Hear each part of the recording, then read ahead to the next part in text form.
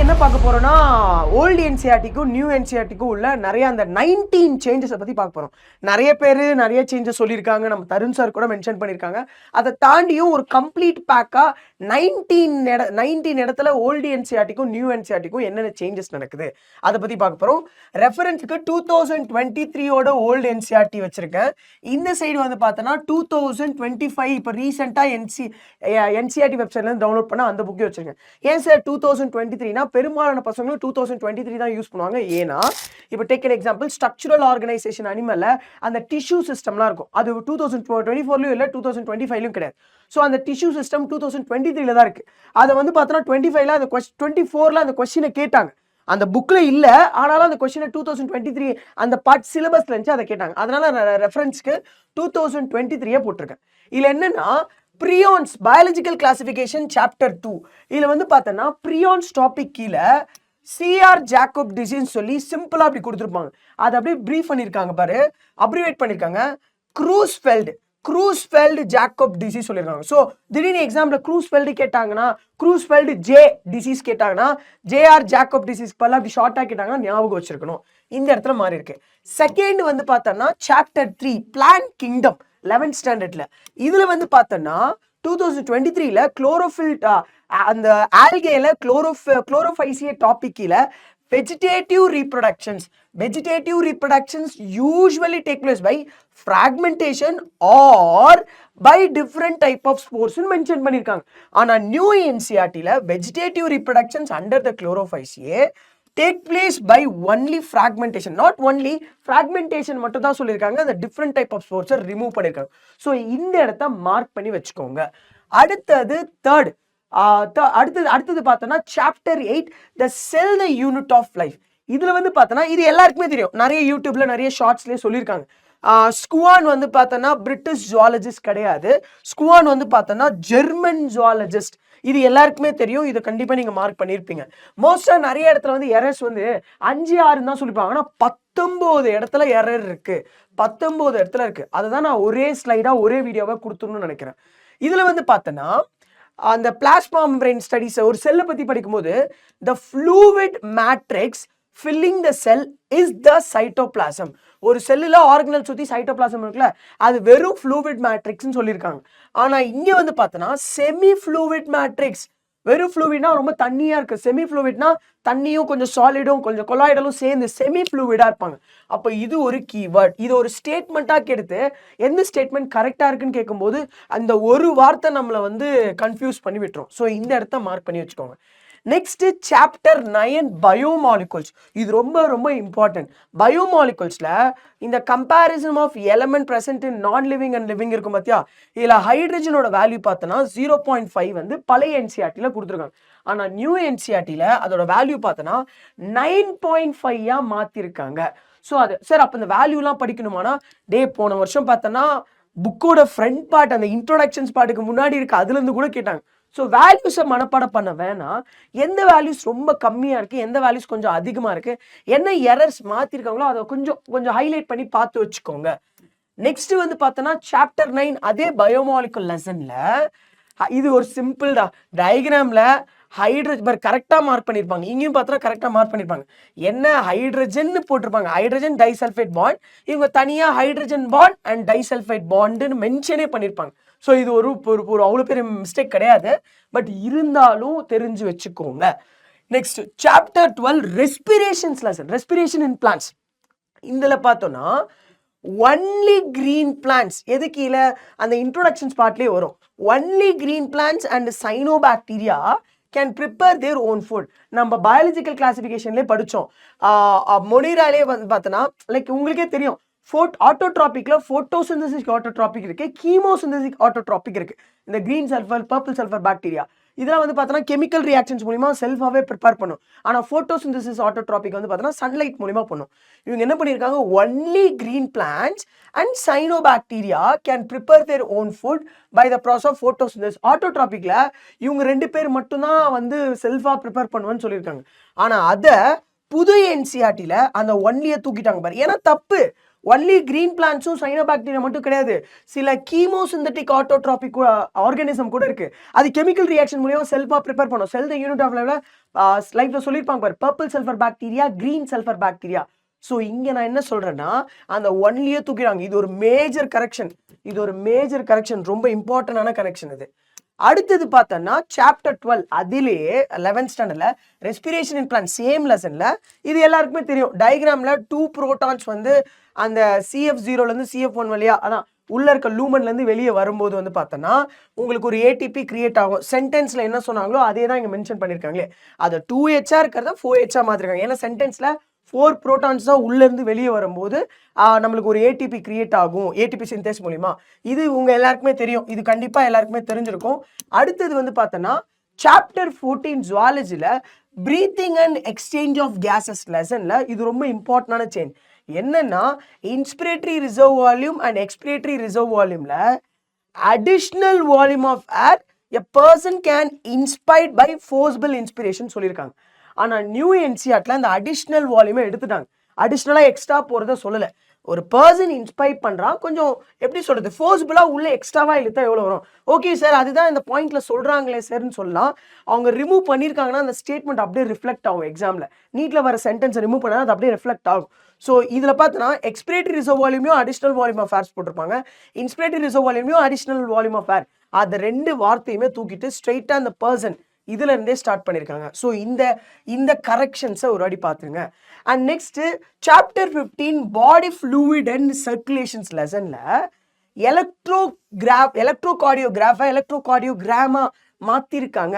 அப்போ நீ வந்து கேட்கலாம் சார், அப்போ எலக்ட்ரோகார்டியோகிராம்னா என்ன, எலக்ட்ரோகார்டியோகிராஃப்னா என்ன? எலக்ட்ரோகார்டியோகிராஃப்ன்றது அந்த மெஷின், அந்த மெஷின்ல இருந்து அவுட்கம்மா ஒரு கிராஃப் வருதுல்ல, அந்த Q wave, P wave, T wave இதெல்லாம் வருது பார்த்தியா, QRS வேவ், அதெல்லாம் வந்து அந்த கிராஃப் வருது பாரு, அது எலக்ட்ரோகார்டியோகிராம். அது அந்த மெஷின் தான் எலக்ட்ரோகார்டியோகிராஃப். ஸோ இப்படி இருக்கிறத அவங்க இந்த மாதிரி சேஞ்ச் பண்ணியிருக்காங்க. ஸோ இந்த சென்டென்ஸ் ரொம்ப இம்பார்ட்டன்ட். அப்போ இந்த சேஞ்சஸ் மூலிமா என்ன நினச்சிக்கலாம்னா, எலக்ட்ரோகார்டியோகிராஃப்னா அந்த மெஷின், அதில் வர அந்த அவுட்கம்மாக அந்த ஒரு இமேஜோட ஒரு பேப்பரில் வருது பார்த்தியா, இப்படி மேலே ஏறி அந்த இம்பல்ஸோட ரேட்டிங் மாதிரி, அது வந்து எலக்ட்ரோகார்டியோகிராம். நெக்ஸ்ட் வந்து பார்த்தோன்னா சாப்டர் 17 லொக்கோமோஷன் அண்ட் மூவ்மெண்ட் லெசனில் புரோட்டோசோன்ஸ் லைக் யூக்ளினான்னு சொல்லியிருக்காங்க. நீயே பாரு, RH விட்டேக்கர் நீங்கள் படிச்சிருப்பீங்க. RH விட்டேக்கர் வந்து 5 கிங்டம் கிளாசிஃபிகேஷனில் புரோட்டிஸ்டாக்கு கீழே தான் கிரைசோஃபைட்ஸ், டைனோஃபிளாஜெலேட், யூக்ளினாய்ட், ஸ்லைம் மோல்ட்ஸ், அப்புறம் புரோட்டோசோன்ஸ் படித்தோம். அது கீழே தான் ஃபர்தர் டைப் வரும். இவங்க என்ன பண்ணியிருக்காங்க, புரோட்டோசோன்ஸ் தான் யூக்ளினா இருந்ததை புரோட்டிஸ்டாவாக கரெக்டாக மாற்றிருக்காங்க. விச் மீன் பயாலஜிக்கல் கிளாசிஃபிகேஷன் என்ன சொன்னாங்களோ RH விட்டேக்கர் 5 கிங்டம் கிளாசிஃபிகேஷனில் அதே பார்த்தோன்னா அதே டேர்ம்லேயே மாற்றிருக்காங்க. விச் மீன் இங்கே புரோட்டோசோம்ஸ் லைக் யூக்ளினாவாக இருக்கிறத லொக்கோமோஷனில் மசில் கீழே, அதே மசில் அந்த டாபிக் கீழே புரோட்டிஸ்டா ஒரு யூக்ளினான்றதை சொல்லியிருக்காங்க. ஸோ இந்த இடத்துல ஒரு மேஜர் சேஞ்சஸ் நடந்திருக்கு. அடுத்தது வந்து பார்த்தோன்னா சாப்டர் 17 அதே லெசனில் லொக்கோமோஷன் அண்ட் மூவ்மெண்ட்டில் வந்து பார்த்தோன்னா நம்மளுக்கு போன்ஸை பற்றி படிப்போம். அதில் a single U shaped bone hyoid bone, it present at the base of the buccal cavity. Buccal கேவிட்டிக்கு அது கீழே இருக்குன்னு சொல்றாங்க. It is also included in the ஸ்கல்னு சொல்லியிருக்காங்க. இந்த ஸ்டேட்மெண்ட்டையே தூக்கிட்டாங்க. இங்க பாரு a single U-shaped bone called hyoid is present at the base of the buccal cavity. It is not also first actually அது ஸ்கல்லுக்குள்ளே வரல. ஓகேவா, அந்த ஸ்டேட்மெண்ட்டையே எடுத்துட்டாங்க. இது ரொம்ப இம்பார்ட்டன்ட். எல்லாரும் நினைச்சிருப்பாங்க ஸ்கல்லுக்குள்ள தான் நம்ம ஹயோய்ட் போன் வருது, ஆல்சோ மெயின் பண்ணியிருக்காங்கன்னு நினைச்சிருப்பீங்க. ஆனால் புது என்சிஆர்டில் அதை எடுத்துட்டாங்க. ஸோ இந்த இடத்த மார்க் பண்ணி வச்சுக்கோங்க. அடுத்தது chapter 9 chemical coordination and integration. இந்த லெசன்ல வந்து பார்த்தோன்னா அட்ரினல் கிளாண்ட், இது எல்லாருக்குமே தெரியும். அட்ரினல் கிளாண்ட்ல அந்த 2 அட்ரினல் கிளாண்ட் இருக்கும், ஒரு பேர்ல 2 இருக்கும். One at the anterior part of the each kidney, கிட்னியோட அந்த முன்பகுதி ஆன்டீரியர் பார்ட்ல இருக்கும் அப்படின்னு சொல்லியிருக்காங்க. அதை என்னவா மாத்திருக்காங்கன்னா ஒன் அபோவ் த ஈச் கிட்னிக்கு மேல இருக்கு, கிட்னியோட ஆன்டீரியர் பார்ட் போல கிட்னிக்கு மேல இருக்கு அப்படின்னு சொல்லி சிம்பிளாவே சொல்லியிருக்காங்க. ஸோ இந்த இடத்துல இந்த மாதிரி என்சிஆர்டி ஸ்டேட்மெண்ட்டை தான் கேட்பாங்க. ஸோ என்சிஆர்டியில் ஒரு சேஞ்சஸ் பண்ணியிருந்தாங்கன்னா அதை கண்டிப்பாக ஞாபகம் வச்சிருக்கணும். அடுத்தது 12th ஸ்டாண்டர்டுக்கு வந்துடும். 12th ஸ்டாண்டர்டில் chapter 1 reproduction sexual reproduction in flowering பிளான்ட்ல A familiar example is called corn and cob. That is tussle. Actually டசில்னா தெரியுமா, மேல் இன்ஃப்ளோரசன்ஸை சொல்கிறது. அண்ட் இயர் காப் வந்து ஃபீமேல். இதுதான் நான் ஒரு வருஷம் சொன்னேன், இது தப்பாக இருக்குடா, ஆனால் நம்ம தப்பாக இருந்தாலும் என்சிஆர்டிலேருந்து அதுதான் படிக்கணும்னு சொன்னோம். அது இப்போ மாற்றிருக்காங்க. என்னென்னா, a familiar example is corn and cob. அதான் அந்த கார்னில் இருக்க இயர் காப்பை தான் இயர், விச் மீன் பார்த்தோன்னா அதில் காது மாதிரி நல்லா ஒரு மாதிரி ஸ்டைல், எப்படி சொல்கிறது, ஸ்டைல் அண்ட் ஸ்டிக்மா ஒரு மாதிரி வேவியாக இருப்பாங்க. அப்போ தான் காற்றுல இருக்க அதை ட்ராப் பண்ணுவாங்க. ஸோ அதை டசிலுக்கு பதிலாக இயர்ன்னு மாற்றிட்டாங்க, டசிலுக்கு பதிலாக இயர்ன்னு மாற்றிட்டாங்க. ஸோ இந்த இடத்துல ஒரு கீ இம்பார்ட்டன்ஸ் இருக்குது. அடுத்தது பார்த்தோன்னா சாப்டர் 2 12th ஸ்டாண்டர்டில் ஹியூமன் ரீப்ரொடக்ஷன்ஸில் டயக்ராமில் ஒரு சேஞ்ச், சென்டென்ஸில் ஒரு சேஞ்ச் பண்ணியிருப்பாங்க. டயக்ராமில் இங்கே இந்த கிராஃபியன் ஃபாலிகுல்ஸ் ரப்சர் ஆகி உள்ளே இருக்க கண்டென்ட் வெளியே வரும்போது ஓவமாக வெளியே வரும்னு சொல்லி டயக்ராமில் கொடுத்துருக்காங்க. ஆனால் இதுவே புதுசாக வந்த டயக்ராமில் வெளியே வந்தது செகண்டரி ஊசைட். நீ ஒரு டவுட் கேட்கலாம், சார் சென்டென்ஸ்லேயே பார்த்தோன்னா செகண்டரி ஊசைட் தானே சார் ஓவம்னு வெளியே கொடுத்துருக்காங்க.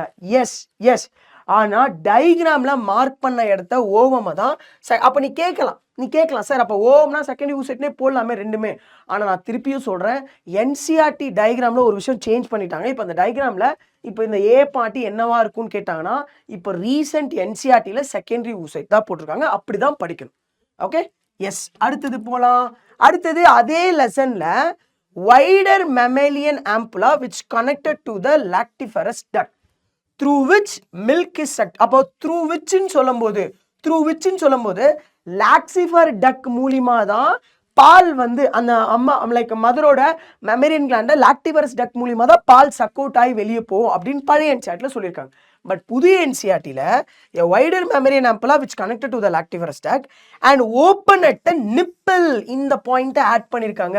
நிப்பிளில் ஓப்பன் ஆகி ஃப்ரம் வேர் நிப்பிள் மூலியமா, நிப்பிள்ல இருந்து milk is expressed during the breast feeding. பால் கொடுக்கும்போது அந்த நிப்பிள் மூலியமா, நிப்பிள்ல இருந்து தான் பால் வந்து எக்ஸ்பிரஸ் ஆகி வெளியே போகுது. அப்போ ஒரு மேஜர் சேஞ்சஸ் கரெக்டாக சொல்லியிருக்காங்க. இங்கே த்ரூ விச்ன்னு சொல்லி லாக்டிவரஸ் டக்கை சொல்லியிருக்காங்க, நாங்கள் அப்படியே மாற்றிருக்காங்க. அடுத்தது பார்த்தோன்னா சாப்டர் 5 12th ஸ்டாண்டர்டில் மாலிகுலர் பேசிக் ஆஃப் இன்ஹெரிட்டன்ஸ். இதில் வந்து பார்த்தோன்னா salient features of human genome கடைசி டாப்பிக்கில் வந்து பார்த்தோன்னா, கடைசிக்கு முன்னாடி டிஎன்ஏக்கு முன்னாடி இதில் பார்த்தோன்னா தேர்ட் பாயிண்ட்ல 99% of nucleotide base are exactly same in all the பீப்புள்னு சொல்லியிருக்காங்க. மக்கள் மொத்தமாக சொல்லியிருக்காங்க. இங்கேயும் பார்த்தோன்னா almost all the 99% of nucleotide base are exactly same in all human. என்னன்னா பீப்புளுக்கு பதிலாக ஹியூமன்ற கான்செப்ட் ரெண்டுமே ஓரளவுக்கு உனக்கு ஒரு டிஸ்டர்ப் வராது. ஓகே, உனக்கு வந்து கஷ்டமா இருக்காது. ஆனால் இந்த மைனர் சேஞ்சஸையும் தெரிஞ்சு வச்சுக்கோங்க. அடுத்தது chapter 3, not chapter 3, it's evolution lesson. Evolution லெசனில் வந்து பார்த்தோன்னா, ஏன்னா என்ன சாப்டர்ஸாக வருவாங்கன்னா இதுவே 5 6th லெசனில் வருவாங்க. சாப்டர் 6 எவல்யூஷன் லெசனில் 20 billion years ago இருந்தது, அது 13.8 billion years ago மாத்திட்டாங்க. இது எல்லாருக்குமே தெரியும். ரீசெண்டாக வந்தவங்க எல்லாருக்குமே தெரியும் இந்த சேஞ்சஸ் பண்ணியிருக்காங்க. அதனால 20 billion கிடையாது, 13.8 billion. And next chapter 9 biotechnology principle and process. இதில் இந்த குளோனிங் சைட்டை பற்றி படிக்கிறோம் பார்த்தியா, வெக்டாரோட குளோனிங் சைட். இதில் பார்த்தோன்னா ஒரு ஜீன் ஆஃப் இன்ட்ரெஸ்ட்டை டெட்ராசைலின் ரெசிஸ்டன்ட் ஜீனில் இந்த பேமெச்சோட இந்த இடத்துல வந்து ஆட் பண்ணுறோம். அப்படி ஆட் பண்ணால் டெட்ராசைலினோட அதோட எஃபிஷியன்சி வந்து அது லூஸ் பண்ணிடும். ஆனால் இங்கே என்ன பண்ணியிருக்காங்கன்னா, இப்போது non recombinants ones by plating the transformants on tetracycline containing medium. First வந்து பார்த்தோன்னா நான் ரீகாமினண்ட்டை டிரான்ஸ்ஃபார்ம். சார் ஃபஸ்ட்டு நான் ரீகாமினா என்னன்னு தெரியல, டிரான்ஸ்ஃபார்மண்ட்னா அந்த பிளாஸ்டிடை உள்ள ஒரு பாக்டீரியா அந்த பிளாஸ்டிடை உள்ள எடுத்துக்கிறது. ஓகே, அது டிரான்ஸ்ஃபார்மன்ட். ஓகே, சிம்பிளாக எடுத்தாவே அது டிரான்ஸ்ஃபார்மன்ட் தான். ஓகே, அதில் நான் ரீகாமினன்ட்னா என்னன்னா, அந்த பிளாஸ்மீடியை எடுத்துக்காது, அது உள்ளே எடுத்துக்காது அந்த ஹோஸ்ட் அது கண்டுபிடிக்கிறதுக்கு. விச் மீன் இப்போ ஒரு பாக்டீரியா அந்த பிளாஸ்மீடை எடுத்திருக்கு, ஆனால் எக்ஸ்பிரஸ் பண்ணலை. அப்படி பண்ணலைன்னா அது வந்து பார்த்தோன்னா நான் டிரான்ஸ்ஃபார்மன்ட். ஓகே, டிரான்ஸ்ஃபார்மன்ட் கீழே தான் வருவாங்க. இதுவே அவன் எக்ஸ்பிரஸ் பண்ணிட்டானா அவன் டிரான்ஸ்ஃபார்மன்ட். ஓகே, பட் ஆனால் இங்கே நான் ரீகாமினன்ட்னா, ரீகாமினன்ட்டுக்கு வேற நான் ரீகாமினன்ட். இது என்ன சொல்கிறாங்கன்னா, அந்த பாக்டீரியா அந்த பிளாஸ்மீடே எடுத்துக்கல. இதை கண்டுபிடிக்கிறது ஃபஸ்ட்டு டெட்ராசைலின் கண்டெய்னிங் மீடியமில் போட்டிருக்குன்னு சொல்லியிருக்காங்க. ஆனால் இப்போ புது என்சிஆர்டியில் அந்த டிரான்ஸ்ஃபார்மெண்ட்டை நான் ரீகாம்பினன்ட்லேருந்து செலக்ட் பண்ணி எடுக்கிறதுக்கு ஆம்பிசெலின் கண்டெய்னிங் மீடியமில் போட்டிருக்காங்க. அதுக்கப்புறமேட்டு தான் அந்த டிரான்ஸ்ஃபார்மெண்ட்னா அது டிரான்ஸ்ஃபார்மெண்ட்னா அது பிளாஸ்மிடை எடுத்திருக்கலாம், பிளாஸ்மிட் எடுக்காமலும் இருந்திருக்கலாம். அது ரெண்டுத்தையுமே அதுக்கப்புறம் தான் ஆம்பிசெலின் அண்ட் டெட்ராசைலினில் போட்டு செக் பண்ணுவாங்க. ஸோ இந்த இடத்துல டெட்ராசைலின் கண்டெய்னிங் மீடியம் பதிலாக ஆம்பிசெலின் கண்டெய்னிங் மீடியம் போட்டிருக்காங்க. அடுத்தது வந்து பார்த்தோன்னா இதோட முடிஞ்சிருச்சுன்னு நினைக்கிறேன். மொத்தமாக 19 இடத்துல சேஞ்சஸ் பண்ணியிருக்காங்க. சின்ன சேஞ்சஸாக இருந்தாலும் மொத்தமாக 19 இடத்துல பண்ணியிருக்காங்க. இதை ஒரு சம்மரியாக போட்டிருக்கேன். இதை உட்காந்து ஒரு ஸ்க்ரீன்ஷாட் எடுத்து கூட பாருங்கள், இல்லைனா ஒரு ஸ்லைடையும் போட்டு கூட பாருங்கள். Thank you so much.